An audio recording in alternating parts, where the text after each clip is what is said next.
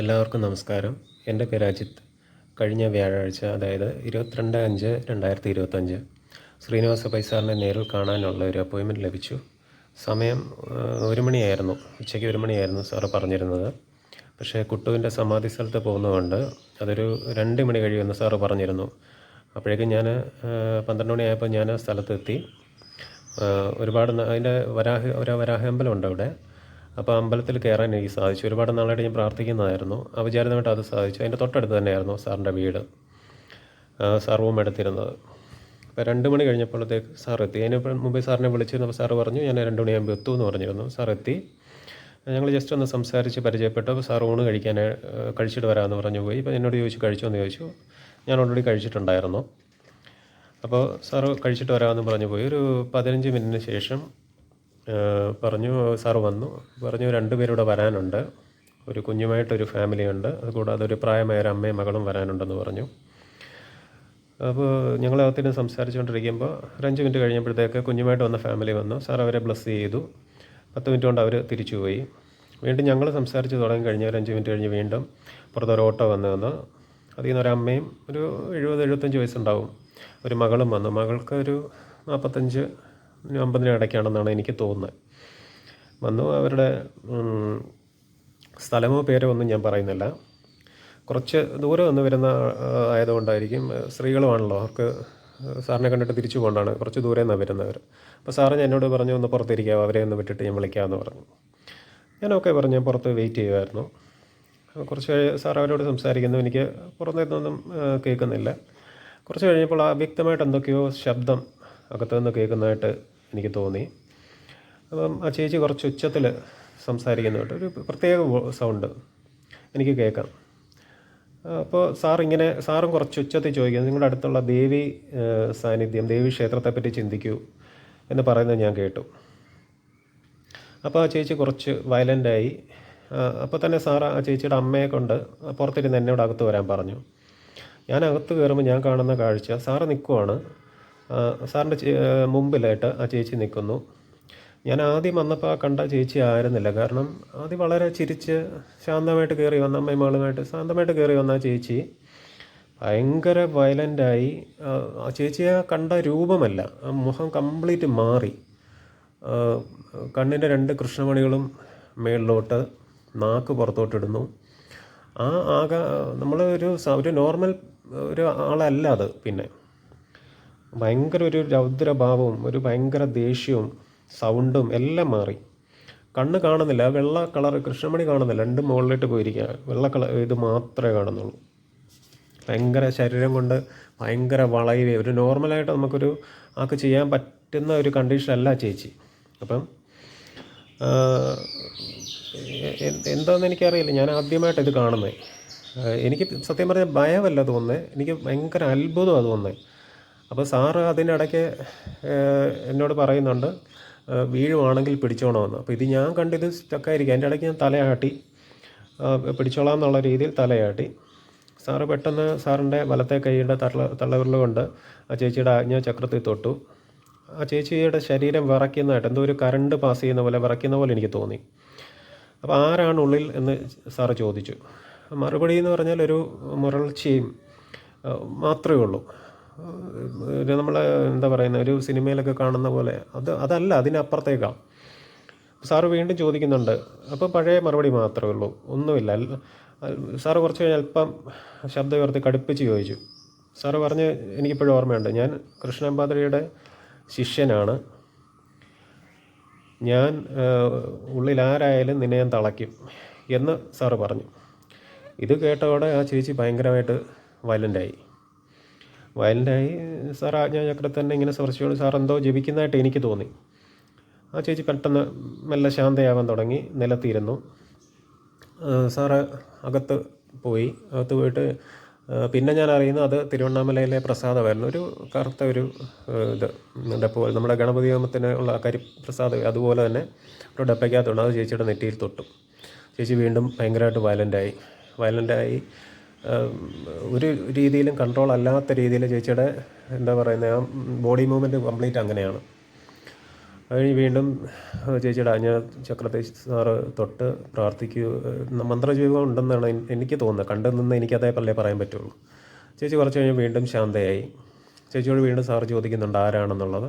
ചേച്ചി പറയുന്നില്ല. വളരെ പുച്ഛത്തോടെയും ഒരു രൗദ്രഭാവത്തോടെയും ചേച്ചി എന്തൊക്കെയോ ഇങ്ങനെ പുലമ്പുക എന്ന് നമ്മൾ പറയില്ലേ, ആ ഒരു സിറ്റുവേഷനിലേക്കാണ് ചേച്ചി നിൽക്കുന്നത്. അത് കഴിഞ്ഞ് സാറകത്ത് വീണ്ടും പോയി ഒരു ഗ്ലാസ്സിനകത്ത്, ഒരു സ്റ്റീൽ ഗ്ലാസ്സിനകത്ത് കുറച്ച് വെള്ളം കൊണ്ടുവന്നു.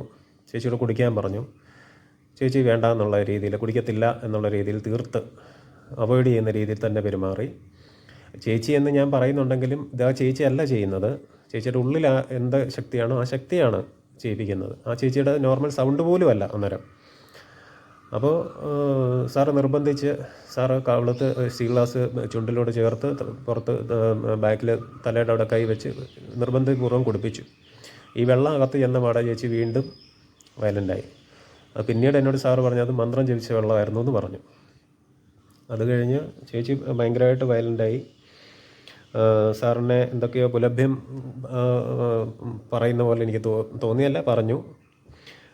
പിന്നെ എന്താ പറയുന്നത്, ചേച്ചി വീണ്ടും സാറിൻ്റെ കൈയൊക്കെ തട്ടി മാറ്റാൻ ശ്രമിക്കുന്നുണ്ട്. ചേച്ചി വയലൻ്റ് ആയിക്കൊണ്ടേയിരുന്നു. സാറ് ചിരിച്ചുകൊണ്ട് അടുത്തോട്ട് ചെന്നിട്ട് സാറ് ചോദിച്ചു വടയക്ഷി അല്ലേ എന്ന് ചോദിച്ചു. അത് ഇപ്പോഴും എനിക്ക് ആ സീൻ ഓർമ്മയുണ്ട്. കാരണം സാറ് ചിരിച്ചുകൊണ്ടായിരുന്നു അടുത്തോട്ട് ചെന്ന്. വടയക്ഷി അല്ലേ എന്ന് ചോദിച്ചു. എന്താ പറയാൻ ഇത്ര മടി എന്ന് സാറ് ചോദിച്ചു. അപ്പോൾ ചേച്ചി അതിന് ഒരു പുച്ഛ ചിരിയോടെ ചേച്ചി മറുപടി പറഞ്ഞു അതെ എന്ന് പറഞ്ഞു. പിന്നെ സാറ് ചേച്ചിയുടെ സ്വാധിഷ്ഠാന ചക്രത്തിലാണ് സ്പർശിച്ചത്. അപ്പം അത് സ്പർശിച്ചതോടുകൂടി ചേച്ചി കൂടുതൽ പിന്നെയും വയലൻ്റായി. നിലത്ത് കിടന്ന് ഭയങ്കരമായിട്ട് നമ്മൾ ഈ പാമ്പഴയുന്ന പോലെ ചേച്ചി അഴയാൻ തുടങ്ങി. കാരണം ഒരു നോർമൽ മനുഷ്യന് അങ്ങനെ ഒരു മൂവ്മെൻറ്റ് സാധ്യമല്ല. അതുപോലെ ചേച്ചി അഴയാൻ നോക്കി ഭയങ്കരമായിട്ട്. ഇഴയുക, ഉരുളുക, എന്തൊക്കെയോ വിളിച്ചു പറയും, നമുക്കത് വ്യക്തമല്ല. വീണ്ടും കുറച്ച് നേരം കൂടെ കഴിഞ്ഞ് സാർ എന്തൊക്കെയോ മന്ത്രങ്ങൾ ചേച്ചിയുടെ കാലിൻ്റെ അവിടെ നിന്ന് ജപിക്കുന്നുണ്ട്. എന്നോട് ചേച്ചിയുടെ രണ്ട് കൈ മേളിലോട്ട് വെക്കാൻ പറഞ്ഞു. ഞാനത് പിടിച്ചു വെച്ചു. സാർ എന്തൊക്കെയോ മന്ത്രം ജപിച്ചു. പെട്ടെന്ന് കുറച്ച് കഴിഞ്ഞപ്പോൾ ചേച്ചി വീണ്ടും ശാന്തയായി. സാർ ഒരു 5 മിനിറ്റ് റെസ്റ്റ് കൊടുത്തു ചേച്ചിക്ക്. ചേച്ചി അന്നേരം അനക്കമൊന്നുമില്ല, ഉറങ്ങിയ പോലെ കിടക്കുക. കുറച്ച് കഴിഞ്ഞ് സാറ് ചേച്ചിയെ എഴുന്നേൽപ്പിച്ച് ഭിത്തിയോട് ചേർത്ത്, നിലത്ത് തന്നെ ഭിത്തിയോട് ചേർത്ത് ഇരുത്തി കഴിഞ്ഞ് ചേച്ചി ഇങ്ങനെ തല കുമ്പിടുന്നുണ്ട്. ഇടയ്ക്ക് കണ്ണ് മേലോട്ട് പോകുന്നുണ്ട്, ഇടയ്ക്ക് നാക്ക് വെളിയിലോട്ട് വരുന്നുണ്ട്. സാറ് പിന്നെയും കുറച്ച് നേരം അവിടെ നിന്ന് മന്ത്രങ്ങൾ ജപിച്ചു. അത് കഴിഞ്ഞ് ചേച്ചി ശാന്തമായി ഉറങ്ങിയ പോലെ കിടന്നു. ഒരു 5 മിനിറ്റ് കഴിഞ്ഞ് സാർ അകത്ത് പോയി തിരിച്ച് വന്നപ്പോൾ സാറിൻ്റെ കയ്യിൽ ഒരു പഴമുണ്ട്, ചെങ്കതളി പഴമുണ്ട്. ആ പഴം കൊണ്ടുവന്ന് ചേച്ചിയെ പേര് വിളിച്ചു ചേച്ചിയുടെ. ചേച്ചി അന്നേരം കണ്ണ് തുറന്നു. അപ്പം ചേച്ചിയോട് സാറ് പറയാൻ കൈ കൊടുത്തു. എന്നിട്ട് പറഞ്ഞത് കഴിച്ചോളൂ എന്ന് പറഞ്ഞു. ചേച്ചി അന്നേരം പഴം തൊലി ഉരിഞ്ഞു. ചേച്ചി ഒരു കടിച്ചു. എന്നിട്ട് ആ ഇടത്തെ കവളത്ത് ആ പഴം ഇട്ട് ചേച്ചി വീണ്ടും കുനിഞ്ഞിരിക്കുക. 1 മിനിറ്റ് കഴിഞ്ഞ് സാറ് പറഞ്ഞു അത് കഴിക്കണമെങ്കിൽ കഴിച്ചോളൂ, അല്ലെങ്കിൽ തുപ്പി കളഞ്ഞോളൂ എന്ന് പറഞ്ഞു. അപ്പോൾ ചേച്ചി അത് കഴിച്ചു. അപ്പോൾ ഇത് കണ്ടു നിന്ന് എനിക്ക് ഭയങ്കര ആശ്വാസമായോ, എല്ലാം കഴിഞ്ഞല്ലോ. കാരണം അത്രയും ഒരു വിഷമം എനിക്കും ആയിപ്പോയി ചേച്ചിയുടെ കണ്ടീഷൻ കണ്ട്. ഞാനും വളരെ ആശ്വാസമായി. എനിക്ക് എല്ലാം കഴിഞ്ഞു. അപ്പോൾ സാറ് എൻ്റെ മുഖത്തോട്ട് നോക്കിയിട്ട് പറഞ്ഞു ഇങ്ങനെ ഒന്നും കഴിഞ്ഞിട്ടില്ല എന്നുള്ള രീതിയിൽ തലയാട്ടി, ഒന്നും ആയിട്ടില്ല എന്നുള്ള രീതിയിൽ. അന്നേരം എനിക്കിപ്പോഴും മനസ്സിലാവാത്തൊരു ചോദ്യമാണ് അതെങ്ങനെ ഞാൻ മനസ്സിൽ വിചാരിച്ച കാര്യം എങ്ങനെ സാറിന് മനസ്സിലായി എന്നുള്ളത്. എന്തായാലും പഴം കഴിച്ചു. ആ ചേച്ചി പഴത്തിനകത്ത് ഒരു പീസ് കൈ കൊണ്ട് ഒടിച്ചെടുത്തു. ബാക്കി ആ ചേച്ചിയുടെ അമ്മയുടെ തന്നെ കൊടുത്തു. എന്നിട്ട് ആ പീസും ചേച്ചി കഴിച്ചു. ഈ പഴം കഴിച്ച് ഒരു മിനിറ്റ് കഴിയുമ്പോഴേക്കും ചേച്ചി പഴയതിനൊക്കെ കൂടുതൽ വയലൻ്റായി. സാറ് അടുത്ത് ചെന്ന് ചോദിച്ചു ഈ പഴം എവിടത്തെയാണെന്ന് അറിയാമോ എന്ന് ചോദിച്ചു. എൻ്റെ അടുത്താണ് അഭ്യാസം ഇറക്കുന്നത്, നീ ആരായാലും നിന്നെ തളച്ചിട്ടേ ഞാൻ വിടത്തുള്ളൂ, ഈ ശരീരത്തിൽ നിന്ന് നിന്നെ ഞാൻ മാറ്റും എന്നുള്ള രീതിയിൽ സാറ് പറഞ്ഞു. അപ്പോഴത്തേക്കും ചേച്ചി ഭയങ്കരമായിട്ട് വീണ്ടും വയലൻ്റായി.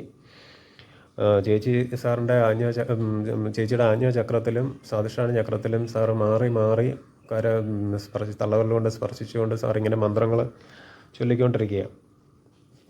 അപ്പോൾ ഞാനിത് കണ്ടുകൊണ്ടിരിക്കുക. അപ്പം ചേച്ചി ഇങ്ങനെ എഴുന്നേറ്റ് നിന്ന് അവിടെ ഭയങ്കര സ്റ്റിഫാണ്, ഒരു മരം പോലാണ് ചേച്ചി. പിന്നെ ഒരു ഫ്ലെക്സിബിൾ, നേരത്തെ ഭയങ്കര ഫ്ലെക്സിബിളായിരുന്നു, ഇപ്പം ഒരു മരം കണക്ക് നിൽക്കുക. അപ്പം സാറ് പറഞ്ഞു വീഴുവാണെങ്കിൽ പിടിച്ചാൽ മതി, ഞാൻ പറയാതെ തൊടുകയും വേണ്ടെന്ന് പറഞ്ഞു. ചേച്ചിയെ പിന്നെയും ഭിത്തിയിൽ ഇങ്ങനെ ചേർത്ത് നിർത്തിക്കൊണ്ട് സാർ എന്തൊക്കെയോ മന്ത്രങ്ങൾ ജപിച്ചു. അവസാനം ചേച്ചി ഭയങ്കരമായിട്ട് റിലാക്സായി. ഇതെല്ലാം ഞാൻ ഈ പെട്ടെന്ന് പറയുന്നത് കൊണ്ട് പെട്ടെന്ന് തീർന്നു എന്നല്ല കേട്ടോ. ഇതെല്ലാം കൂടെ ഒരു 2 മണിക്കൂറിനടുത്ത് സമയം എടുത്തിട്ടുണ്ട് ഈ പ്രോസസ്സ് എല്ലാത്തിനും കൂടെ. അപ്പം സാറ് വീണ്ടും ചേച്ചിയുടെ തോളിൽ തട്ടിയിട്ട് പേര് വിളിച്ചു. ചേച്ചി മെല്ലെ കണ്ണ് തുറന്നു. ചെറിയൊരു ചിരി ചേച്ചിയുടെ മുഖത്തുണ്ട്. അപ്പം ചേച്ചി പിന്നെ ആ പഴയ ഇതിലേക്ക്, ഞാൻ ആദ്യം കണ്ട ഒരു ഇതിലേക്ക് ചേച്ചി തിരിച്ച് വന്നുകൊണ്ടിരിക്കുക. അപ്പം ഞാൻ പറഞ്ഞു, ചേച്ചി ഇങ്ങനെ പറയുന്നുണ്ട്, ചേച്ചി അല്ല സാറ് ചോദിക്കുന്നുണ്ട് എന്താണ് സംഭവിച്ചതെന്ന് അറിയാമോ ചേച്ചിയുടെ പേര് വിളിച്ചിട്ട്. ചേച്ചി ഇങ്ങനെ തലയാട്ടുന്നുണ്ട്, കുഴപ്പമില്ല എന്നുള്ള രീതിയിൽ സംസാരിക്കുന്നുണ്ട്. അപ്പോൾ സാറ് പറഞ്ഞു, ഒന്നും പേടിക്കണ്ട, എല്ലാം ശരിയാവും, ധൈര്യമായിട്ടിരിക്കുക. അതിന് ഭയങ്കര ഒരു ആശ്വാസം ആ ചേച്ചിയുടെ അമ്മയുടെ മുഖത്ത് എനിക്ക് കാണാൻ പറ്റി. കാരണം എനിക്കും അത് ഭയങ്കര ആശ്വാസമായി. കാരണം ഞാനിത് എത്ര പറഞ്ഞാൽ നിങ്ങൾക്ക് എത്രത്തോളം മനസ്സിലാകുമെന്ന് എനിക്കറിയില്ല. പക്ഷേ ഭയങ്കര ഒരു ആശ്വാസം ഉണ്ടായിരുന്നു അവരുടെ രണ്ടുപേരുടെ മുഖത്ത്. പിന്നെ ആ ചേച്ചി ഭയങ്കരമായിട്ട് റിലാക്സായി. പിന്നെ സാർ ഒരു കാര്യം കൂടെ അവർ പോകുമ്പോൾ പറഞ്ഞു, കാരണം ഇവർ പറയാൻ കാരണം തന്നെ ഇതൊരു 17 വർഷമായിട്ട് ഈ ചേച്ചി അനുഭവിച്ചുകൊണ്ടിരിക്കുന്ന ഒരു ദുരിതമായത്. ഇത് സാറിൻ്റെ അവിടെ പിന്നെ ഞാൻ പേഴ്സണലായിട്ട് സംസാരിച്ച് കഴിഞ്ഞപ്പോഴാണ് സാർ ഇത് പറഞ്ഞത്. 17 വർഷമായി ചേച്ചി ഈ ദുരിതം അനുഭവിക്കാൻ തുടങ്ങിയിട്ട്. ഒരുപാട് സ്ഥലത്ത് ഒരുപാട് ജ്യോത്സ്യന്മാരെയും ഒരുപാട് പൂജാരിമാരെയും ഒരുപാട് ആവാഹനങ്ങളും മന്ത്രജാപങ്ങളും ഒക്കെ കഴിഞ്ഞതാണ്. പക്ഷെ അതുകൊണ്ടൊന്നും ചേച്ചിയുടെ ഇത് കൃത്യമായിട്ട് മാറിയില്ല എന്ന് പറഞ്ഞാൽ ചേച്ചിയുടെ അകത്തിരിക്കുന്ന ശക്തി അത്രയും സ്ട്രോങ് ആണ്. ഞങ്ങൾ ഈ പ്രോസസ്സിങ്ങിനിടയ്ക്ക് ഞാൻ അവിടെ കണ്ടതാണ്. പലപ്പോഴും സാറ് ചോദിക്കും തന്നെ പോയി എന്ന് പറയും. പക്ഷേ സാറിനറിയാതെ പോയിട്ടില്ല എന്നുള്ളത്. സാർ അടുത്ത കാര്യം ചെയ്യുമ്പോൾ ഇത് പുറത്തു വരും. ഇത് തന്നെയായിരിക്കാം നേരത്തെ ഇത്രയും കാലം സംഭവിച്ചുകൊണ്ടിരുന്നത്. അതുകൊണ്ട് സാറ് പറഞ്ഞു, ഇത് നിങ്ങൾ താമസിക്കുന്ന സ്ഥലത്തൂടെ വന്ന് കുറച്ച് കാര്യങ്ങളൂടെ ചെയ്ത് കഴിയുമ്പോഴത്തേക്ക് ഇത് പൂർണ്ണമായിട്ട് മാറും. അത് സാറ് സമയം കിട്ടുന്ന പോലെ അവിടെ ചെല്ലുകയും ചെയ്യും എന്ന് എനിക്ക് ഉറപ്പുണ്ട്. അപ്പം ഞാനിത് പറയാൻ കാര്യം, എൻ്റെ ജീവിതത്തിൽ ഇങ്ങനൊരു അനുഭവം എന്ന് പറഞ്ഞാൽ ഇത് അവിചാരിതമായിട്ടാണ്, എല്ലാം നിമിത്തമാണ്. ഇതെല്ലാം സംഭവിച്ചത് നിമിത്തം കൊണ്ട് തന്നെയാണ്. അതിനൊരു നിയോഗം കൂടെ വേണമല്ലോ. അപ്പം ഇതൊരിക്കലും എനിക്ക് മറക്കാനും പറ്റത്തില്ല. കാരണം അങ്ങനെ ഒരു സിറ്റുവേഷൻ ആയിരുന്നു അവിടെ. എന്നിട്ട് പിന്നെ സാറിനെ കാണാൻ പറ്റിയത് തന്നെ വലിയ കാര്യം. കാരണം എനിക്ക് ഒരുപാട് ചോദ്യങ്ങളും കാര്യങ്ങളൊക്കെ ഉണ്ടായിരുന്നു സാറിനോട്. പക്ഷേ ഇങ്ങനെ ഒരു ഇതായതുകൊണ്ട് എനിക്കതൊന്നും ചോദിക്കാൻ പറ്റിയില്ല. സാർ പിന്നെ അത് കഴിഞ്ഞ് അവരെ ബ്ലസ് ചെയ്ത്, രണ്ടുപേരെയും ബ്ലസ് ചെയ്ത് പറഞ്ഞു വിട്ടു. അത് കഴിഞ്ഞൊരു 10-15 മിനിറ്റ് ഞങ്ങൾ സംസാരിച്ചപ്പോൾ സാറ് പറഞ്ഞു, ഇതുകൊണ്ടാണ് അവരെ വീട്ടിൽ ചെന്ന് ചെയ്യണമെന്ന് പറഞ്ഞു. അങ്ങനെ ആകുമ്പോൾ 100% മാറും എന്ന് പറഞ്ഞു. ഇനി എപ്പോഴേലും സാറിനെ കാണാൻ ഒരു ഭാഗ്യം ഉണ്ടാകുമെന്ന് ഞാൻ വിചാരിക്കുന്നു. സാറിനോട് കുറേ കാര്യങ്ങൾ സംസാരിക്കാനുണ്ട്. ഇത് ഞാനിപ്പോൾ പറയാൻ കാര്യം, ഇങ്ങനെ ദുരിതം അനുഭവിക്കുന്ന ഒരുപാട് പേര് നമ്മുടെ ഈ സമൂഹത്തിലുണ്ട്. അപ്പം ഇതിനെ ഒരുപാട് പണച്ചിലവാണ്, ഒരുപാട് ദക്ഷിണയാവും എന്നൊക്കെ വിചാരിച്ചിട്ട് മാറി നിൽക്കുന്നവരോ ഒക്കെ ഉണ്ടാവാം. അപ്പം ഞാനിത് പറയാൻ കാര്യം, ഞാൻ ഇത് സാറിനെ മനസ്സിലാക്കിയിടത്തോളം സാറ് ദക്ഷിണ എന്ന് പറയുന്ന ഒരു സാധനം നോക്കുന്ന ആളല്ല. എത്ര ഉണ്ട് എന്ന് നോക്കുന്ന ഒരാളല്ല. നിങ്ങൾക്ക് യഥാസ്ഥിതി എന്ത് കൊടുക്കാൻ പറ്റുമോ അത് കൊടുക്കുക എന്നാണ് സാറ് പറയുന്നത്.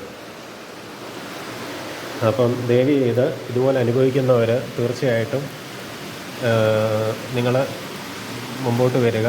നിങ്ങൾക്ക് അതിനുള്ള നിയോഗം ഉണ്ടെങ്കിലും സാറിന് നിങ്ങളെ രക്ഷപ്പെടുത്താനുള്ളൊരു നിയോഗം ഉണ്ടെങ്കിലും തീർച്ചയായിട്ടും അത് നടന്നിരിക്കും. എല്ലാവർക്കും നല്ലത് വരട്ടെ. നന്ദി.